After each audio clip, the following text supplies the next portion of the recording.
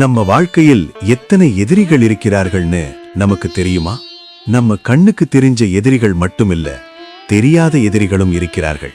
சாஸ்திரத்தின்படி 16 வகையான எதிரிகள் நம்ம வாழ்க்கையில் வந்து செல்கிறார்கள். அவை என்னென்ன? அந்த எதிரிகளை எப்படி எதிர்த்து நின்று முறியடிப்பது? எதிரிகளை நம்ம காலில் மண்டியிடச் செய்வது எப்படி? இதையெல்லாம் பார்ப்பதற்கு முன்பு முதலில் அந்த 16 வகையான எதிரிகள் யார் யார் என்று பார்ப்போம். ஹிதசத்ரு, நண்பன் போல இருந்து மறைமுகமாக தீங்கு செய்பவர். அஹிதசத்ரு, நேரடியாக எதிரியாக இருப்பவர். அந்தசத்ரு, உள்ளுக்குள் பகை வைத்திருப்பவர். பகிர் சத்ரு, வெளியில் பகையை வெளிப்படுத்துபவர். குடும்ப சத்ரு, குடும்பத்திலேயே எதிரியாக இருப்பவர். குரூர சத்ரு, கொடூரமாக தீங்கு செய்ய நினைப்பவர். விஷசத்ரு, நஞ்சு போல மெதுவாக தீங்கு செய்பவர். மஞ்சக சத்ரு, பொறாமையால் தீங்கு செய்பவர். அனுகூல சத்ரு, உதவுவது போல இருந்து பாதிப்பை உண்டாக்குபவர். மித்த சத்ரு, நண்பன் போல இருக்கும் எதிரி. பந்து சத்ரு, உறவினர்களில் இருக்கும் எதிரி. ஸ்நேக சத்ரு, மிக நெருங்கிய நண்பர்களில் இருக்கும் எதிரி. அன்ரோனிய சத்ரு, மறைமுகமாக திட்டமிடும் எதிரி.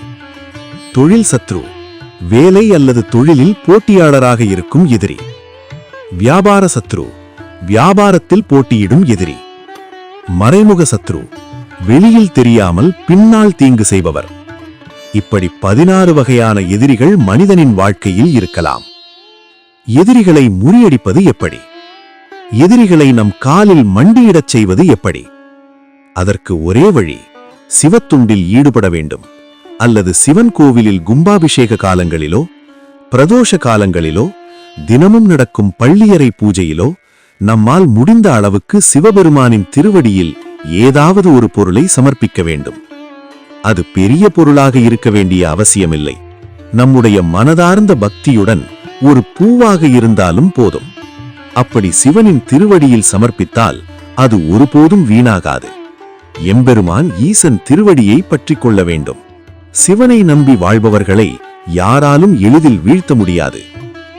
எதிரிகள் எவ்வளவு வந்தாலும் ஈசன் அருள் இருந்தால் அவர்கள் எல்லாம் தானாகவே பலவீனமாகி விடுவார்கள். அதனால் சிவனை நம்புவோம், எதிரிகளை மண்டியிடச் செய்வோம். 16 வகை எதிரிகள் இல்லை, 32 வகை எதிரிகள் வந்தாலும் கூட ஈசன் அருளால் நாம் வெல்வோம்.